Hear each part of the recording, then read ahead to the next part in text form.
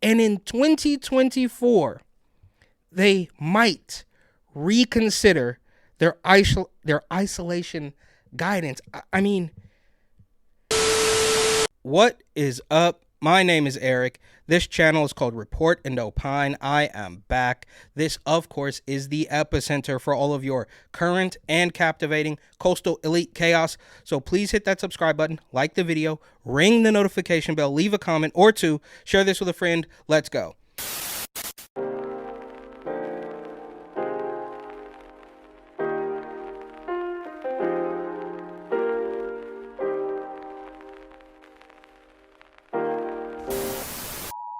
All right, I'm now doing this thing where I want to talk about the things I'm not going to talk about really quick. And today, that includes this epidemic of subway surfing has somehow made its way all the way from New York City to the Bay Area in California, where kids are riding on top of BART trains. And unfortunately, 2 kids lost their lives recently trying to pull off that stunt.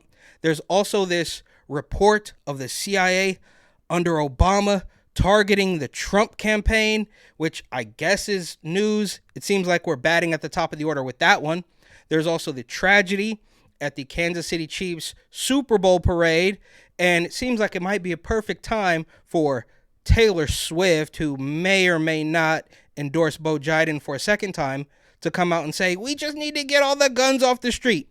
There's also that clip of Crypt Keeper Nasty Pelosi talking to Anderson Cooper about how amazing Bo Biden is. It's absolutely through the roof. She's laying it on so thick. I mean, just... He's on top of the situation. He knows what's going on. And why we've been having this conversation, we're talking about Joe Biden, the president of the United States, compared to... But it isn't just the comparison. It's about what he brings to the table. Years of experience. And if you look at that on her YouTube channel specifically, you will notice that the comments have been disabled, and I might have no choice but to make a longer, more detailed video about that, perhaps with her nephew-in-law or whatever, Greaseball Gavin Newsom. Them together are both actively attempting to destroy California. And there was that clip of him talking to the MSNBC news reporter, and he's telling us how amazing Joe Biden is and all of his accomplishments, and he's a man of such great character. It's ridiculous. You are an excellent emissary in terms of passion, engagement, articulation, all of the things that, make for a good campaigner, though we know you're not running for president yourself. No chance. No chance. Yeah. Who in their mind would want to run when you have someone of such esteem as our incumbent president of the United States, with a record of accomplishments and a man of character, a man of decency? I'm old school. Talk about loyalty. And you'll also notice in that clip how the journalist praises him, and then he goes on to praise Bo Biden. Starting here from the Oakland subreddit, and I'm actually really glad I took a screenshot of this, which you could probably imagine why. But somebody says, bipped. Will the police care? My car got broken into last night in Montclair. They took a wallet that has one of those Apple AirTag things embedded in it. But in a way, that's not totally obvious. So let's just get it out the way. There is no reason, especially in Oakland, California, for you to leave a wallet in your car unless you are quite literally conducting a sting operation. But that aside, it goes on. Probably because of this, they took it home, and I can see their location on a map. Is it worth reporting to the police? Or will, I think there's a typo here, or will they just do nothing? I'm just trying to get a sense from folks here so I don't waste even more time on this. I did file a police report, but I'm fine with just doing nothing. On the other hand, maybe the police want to catch these type of folks. So you can see here that they have surrendered. They have submitted. They have thrown in the towel. The criminal element is quite clearly in charge. And here is the Reddit thread where the post came from, but it has been removed by the moderators. And I'm wondering why they would do that. I guess that's proof that everything is going perfectly. And just to prove to you that everything is going amazing in Oakland, the police department has posted this, and I have become sort of obsessed with tracking the OPD social media accounts, right? They're hiring, they're keeping diversity and inclusion in mind. They're investigating racist statements on social media from 12 years ago by a woman who wasn't even a cop at the time, and it's most likely that it wasn't even racist what she said, but it's quite clear that there is some force, some entity literally destroying the Oakland Police Department. I made several videos about all of that, and I'm sure there will be more, so go ahead and check all that out. But from this post, they say, public safety advisory, ATM robberies. So this is how you can reduce your risk of being robbed in Oakland, California. And it doesn't matter what they say. It's all absolute nonsense. And I'm just surprised that they didn't add another bullet point here saying, well, the banks should just put up a sign saying no robbery zone or robbery free zone, and that should stop it all. Again, from the Oakland Police Department Instagram, right? So they told you how to stay safe so you can avoid getting robbed at the ATM. And now they're telling you, we can't really help you either way. When to call 911. The caption reads, emergencies can happen to anyone at any time. That's why it's crucial to understand when and how to use the 911 emergency response system. The Oakland Police Department aims to educate and promote the effective and responsible use of 911, ensuring that help arrives when needed most. Okay, I think most people know that. It's kind of one of the first things you learn as a little kid, but they're telling you, unless somebody's killing you, unless you got a gun to your head, in which case it's already over for you. But outside of that, we ain't coming to help you. Still in the Bay Area here, and this story is a little bit older, from November of 2023, but it is making the rounds again because people are about to vote on whether or not they want to bring algebra back to schools in San Francisco. Now, of course, they removed it in 2014 because it was racist. And look, I don't know, but this might be part of the reason why everything is completely collapsing in California. Now, I'm old enough to have zero recollection of when I actually took algebra, but I think when you take algebra out of schools and you have this weirdo politician talking about how the minimum wage should be increased to $50, it kind of all makes sense. And here's another good one, sticking with the Bay Area school theme, again from KTVU Fox 2 News. They say, racially charged bullying of student goes ignored by school officials, mom says. And it would not take a rocket science for everybody to realize that's not exactly what happened in this story. And a mother in the East Bay says her daughter was bullied by students and assaulted by a teacher at school in Dublin. And in response, she claims no one has been held accountable. Instead, her daughter was expelled for fighting, even though she had been asking the administration for support. KTVU's Chris. Oh, okay. So the girl was expelled for fighting, but instead of saying that, you say she was bullied and ignored, but you don't mention in the title that she was actually fighting, and you'll see what, I mean, take a guess as to why she was fighting, right? Crystal Bailey spoke with the mother and looked into the investigation. Alcian Lindo says this is what her 13-year-old daughter's swollen neck looked like the last week of January after she was allegedly choked by a teacher at St. Raymond Catholic School in Dublin. I looked at her throat. I saw it was red. It was swollen. She says it all started in December when her daughter told her about racially motivated bullying. Oh, there you go. Racially motivated bullying.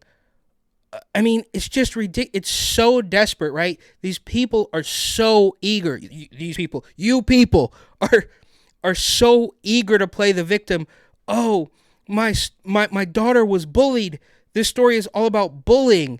It's not about the fact that you got violent with somebody who may or may not have even been bullying you, and you guys have cried wolf so many times it becomes incredibly difficult to believe. There were a few students at her school that were making monkey noises at her. The students were white. She said, "Oh, they were making monkey noises at her." So, of course, that is why she flew off the handle and beat up people, and she got expelled. Is because somebody was apparently making monkey noises at her, and we will see that, it's this guy's fault. He didn't do anything about it.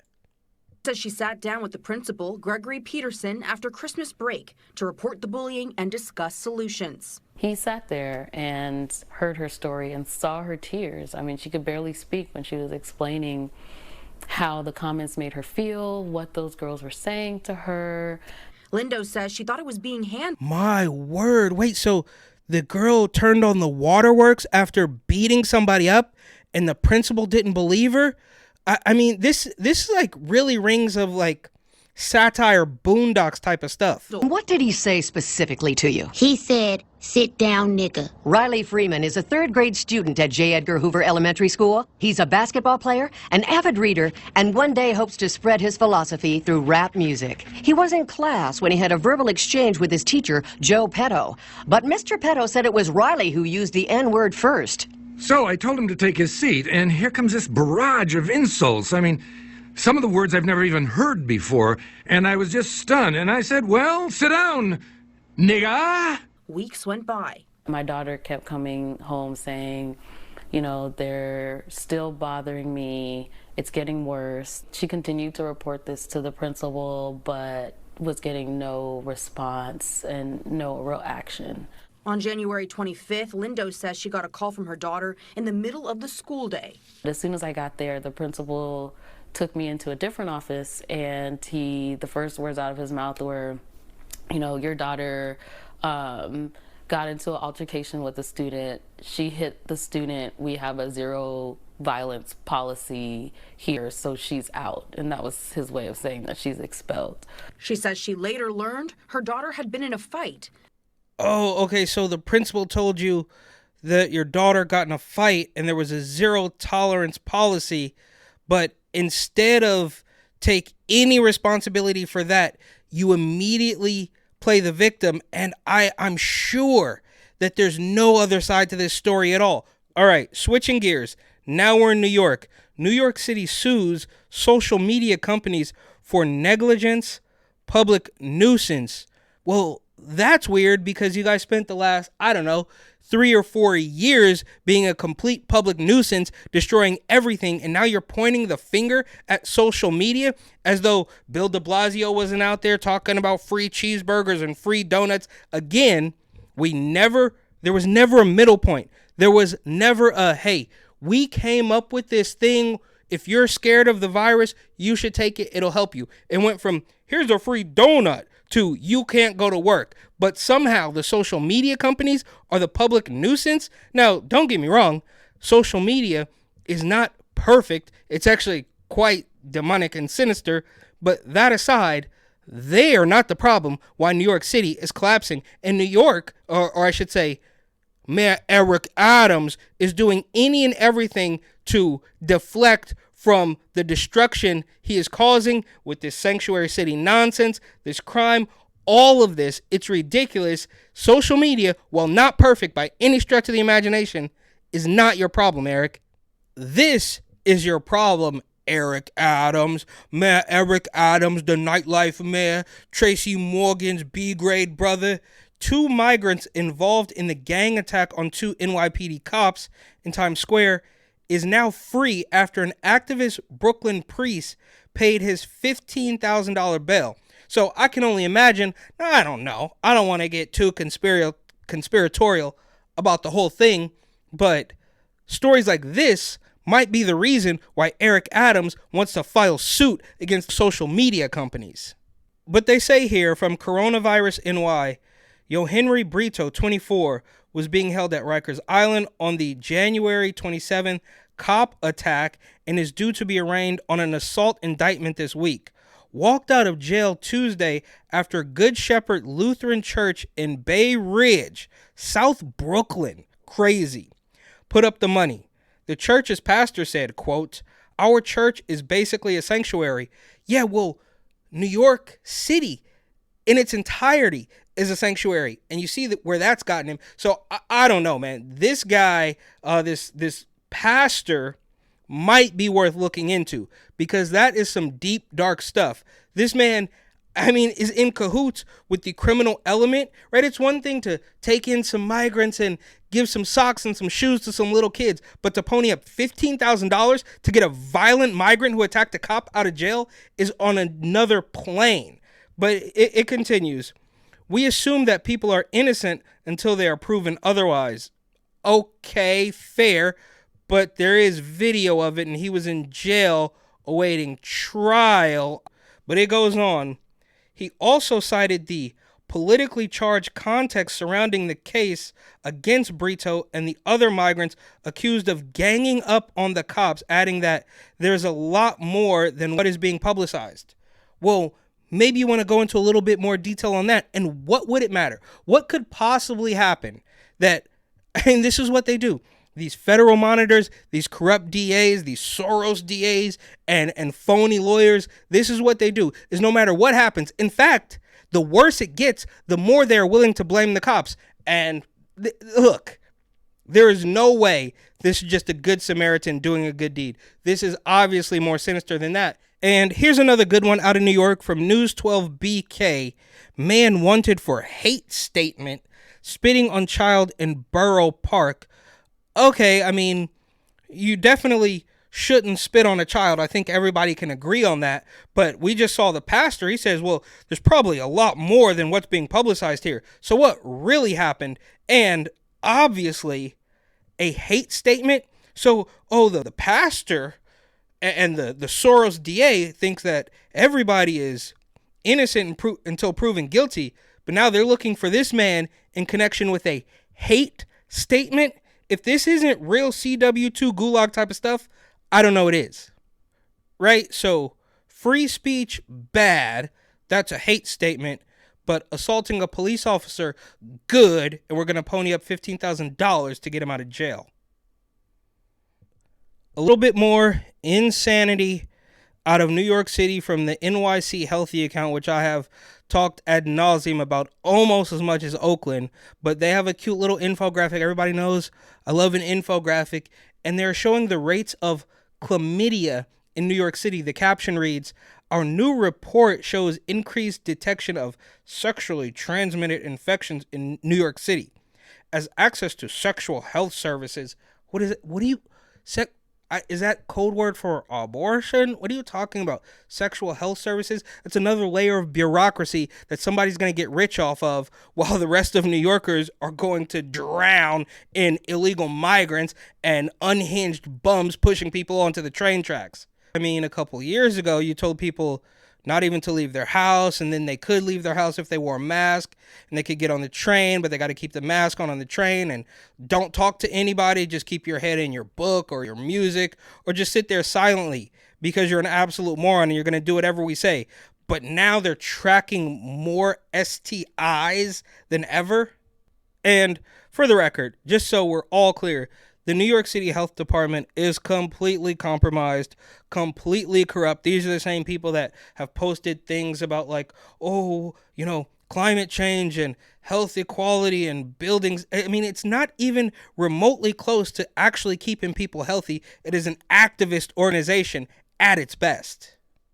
And if for some reason the update, the cute infographic about chlamydia rates in New York City just wasn't insane enough, February 14th, 2024, the CDC may be reconsidering its COVID isolation guide. I'm triggered.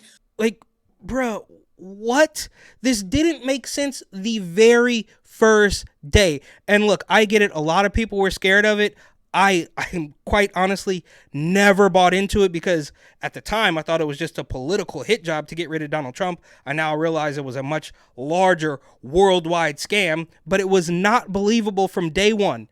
And now in February of 2024, NPR wants you to know that the CDC might be reconsidering its COVID isolation guidance. I'm triggered. Dear me, this is how stupid they think we all are. And do we all remember when it was all about testing? Even before the mask, well before the pharmaceutical, it was all about testing. Oh, go get a test some junior college kid in an orange vest is going to stick a Q-tip all the way up your nose. The Cuomo brothers did a prop comedy bit on the news. It never made any sense. And then the test kind of worked, but then they kind of didn't work. And if you tested negative but you felt sick, just go get another test because you surely still have it. All of that came and went. You destroyed businesses. You destroyed the country. The whole world was in absolute chaos. There was a death ticker for years. And in 2024, they might reconsider their isolation guidance. I mean, I'm triggered. All right. More New York insanity if we hadn't already gotten a belly full of it. Graffiti as a hate crime divides New York Governor Hochul and progressive Democrats. Now, I do know a thing or two about graffiti, so that's why I kind of keep up with this. But these people are constantly creating new laws to cover up the old laws they didn't enforce. And, I mean, look, you can see here in the picture, they're not cleaning up any of this. That's okay. But if you say a word that they don't like, then that could be considered a hate crime. It's the same thing at the border. I mean, they're doing this all over the place, but, the Republicans didn't sign our bill. And that's why there's millions of migrants in the country right now, is because we tried to pass a bill last Thursday and you guys didn't do it, even though there was already laws that you should have been enforcing. It's the exact same thing, right? And throwback to Giuliani, right? Shout out Larry David and Giuliani and his dripping hair dye. But this is, I hate to say it, this is the broken windows theory. I don't want to get too conspiratorial about the whole thing, but I think, and maybe I'm completely wrong, maybe this guy is not on the radar at all. I doubt it because he's pretty huge in the world of graffiti, but this is Klops.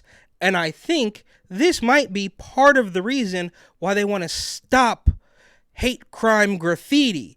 This guy is kind of like a right-wing graffiti writer. And look, I don't think he would even categorize himself as right-wing, but you can see here, pinned to his own Instagram page, Resistance to Klops, LOLC, an alt-right voice in graffiti.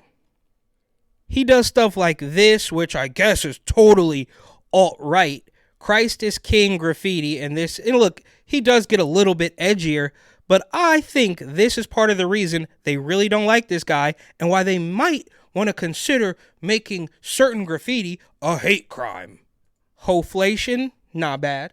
Tunnels, this is one of his recent pieces, I'm sure. Trust the Science, an absolute classic, can't have that. And look, I don't know the guy from a ham sandwich. I don't really know his political leanings. I see his writings on the wall. He's been in the Bay Area. He's all over New York. I'm sure he's been other places. And I think this is a little bit of satire. He's got the TLM, the F Trump, the been your baby. And you can barely see there at the bottom, it says, cut your tits off. Here's a really good one. Climate change, a little bit more satire. And you can kind of see poking out of the right side there, the cow fart. One of my personal favorites, look ma, I'm trans. So this is hateful, bigoted, right-wing graffiti, and he must go. The rest of the crap graffiti writers, they could stay though. And speaking of trans, I mean, who would I be if I didn't mention a little bit of the transanity from the ACLU? They're highlighting this carbon-based life form named Lala Zanel. They say Lala is a prominent activist for transformer rights through her work as our trans justice campaign manager and in many other facets of life. Before working at the ACLU, Lala led advocacy works on behalf of LGBTQ New Yorkers, which means nothing. She probably didn't have a job. She worked at a junkie bookstore or something. Anyways, she worked on behalf of the LGBTQ New Yorkers who have experienced violence and fought for police reform. Oh, okay, yeah. A weirdo, defund the police, radical, transformer loser who has been instrumental in destroying the country's largest city. But anyways, she went on to speak at the White House for Women's History Month and testified at the first Congressional Forum on violence against transformers. Okay, so I said all that to say they have a man who is pretending to be a woman that I like to call a carbon-based life form who spoke at the White House for Women's History Month. There's so many levels to that insanity. All right, we'll leave it there. So much more I wanted to get to. For better or for worse, there is no shortage of this coastal elite chaos, this leftist lunacy, and I'm sure we're just getting started for what is certain to be an absolutely insane election year. But in a classic effort to keep the glass half full, here's a funny clip. We're going to start talking shit, bro. How long until you're making a piece of toast, bro, and your toaster tells you to go fuck yourself? Huh? How long till you go to your refrigerator, you try to open it, and it calls you fat? You're like, what? I'm trying to get a damn Capri Sun, bro. Damn, bro. And it's like, that's bitch liquid. That's bitch liquid. That's going to be strange, right? When you get in a car and it tells you to walk, and then it drives next to you while you walk and calls you a little bitch, bruh. Or calls you a little F-God. You know what I'm talking about. And then it starts doing that thing where it stops and says it's going to let you in, and it kind of opens it, and then as soon as you run up to get it, it takes off and it keeps stopping like that shit. Bro, that's going to be where we at, man. That's right around the corner, bro. You know, just one rogue, blender or the dishwasher to ruin a family secret. You hanging out, you walk through the kitchen and it's like, Tom is a pedophile. Marjorie got a sex change. Dude, as soon as these things know what's going on, get out the wrapping paper, baby. 'Cause it's a wrap.